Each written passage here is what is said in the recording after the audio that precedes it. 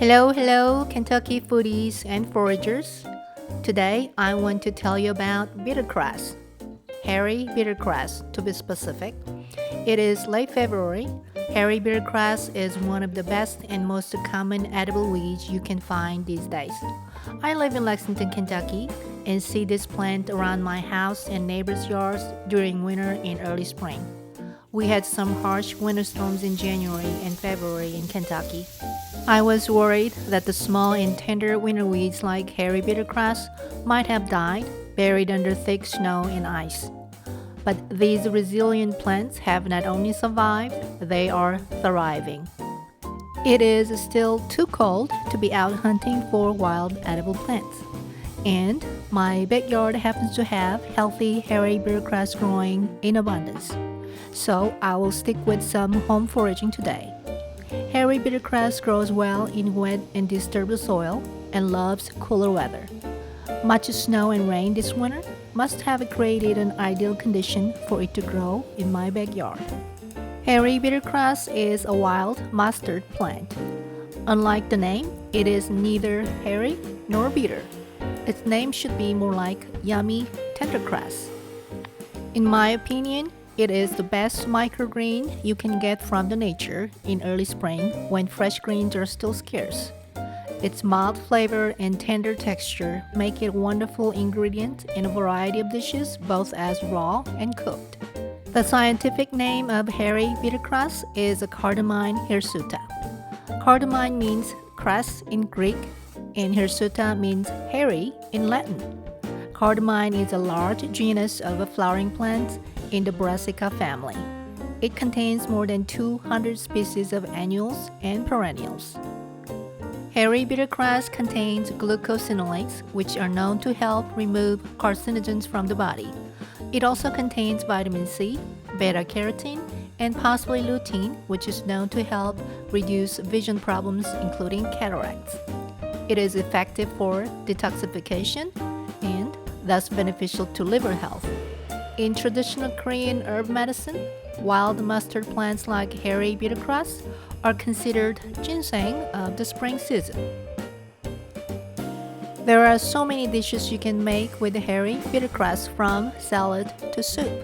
My favorite hairy bittercress recipe is fresh kimchi style salad. Today I will show you how to make it. And I will also make a pizza with hairy bittercress as a topping. First, let's get some fresh hairy bittercress. My raised bed garden is covered with this plant and chickweed right now. It also grows along the fence line in my yard. It tickles me to death to think about how I can just casually walk out to my backyard and get the freshest ingredient to make my lunch. And I didn't even have to grow it. Hairy bittercress has a shallow, fine roots. You can easily pull out the entire plant, including the roots, with a knife. When you do this, you're both weeding and foraging. It is a fine example of culinary weed management.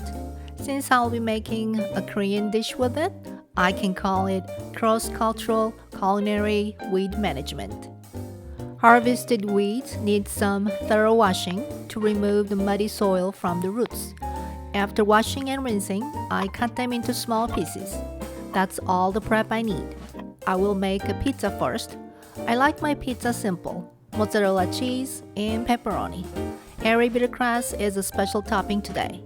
Some spaghetti sauce on a pizza dough, plenty of mozzarella cheese, the hairy bittercress pieces, then pepperoni. And it goes into a toaster. It will be done in about 20 minutes. While the pizza is being baked, let's make some fresh kimchi with the remaining hairy bittercress. This kimchi is different from the traditional fermented kimchi. It is a quick salad type kimchi you eat fresh. Koreans call this type of kimchi 겉절이. While seasoning recipes for 겉절이 vary, my version requires 5 simple ingredients: garlic, soy sauce, sesame seed oil, sesame seed, red pepper powder. Some may skip sesame oil, but I think it adds a flavor. Fish sauce can be used as a substitute for soy sauce. Some Korean folks like to use vinegar in 겉절이. I usually do not, but that's an option you can try.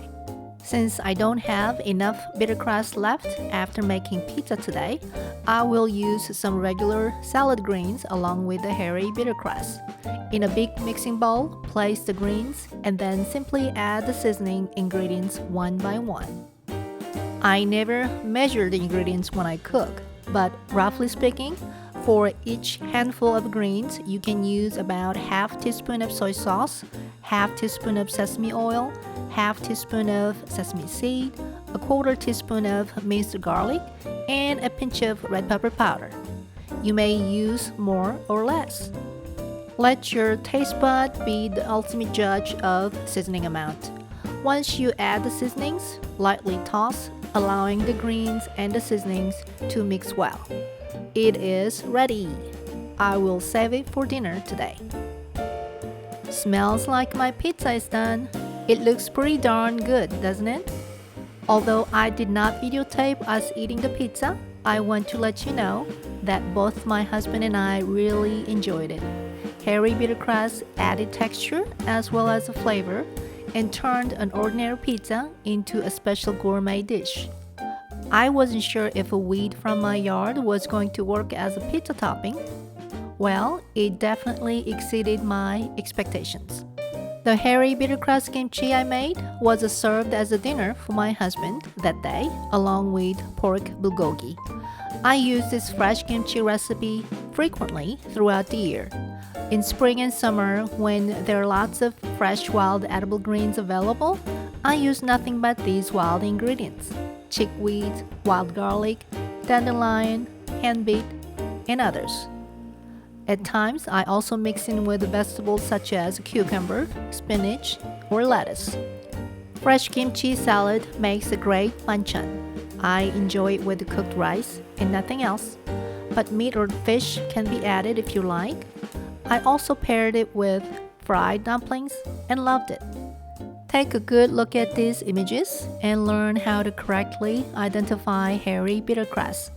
Go out to your yard or nearby fields to find these amazing wild herbs. Now is the best time to enjoy them.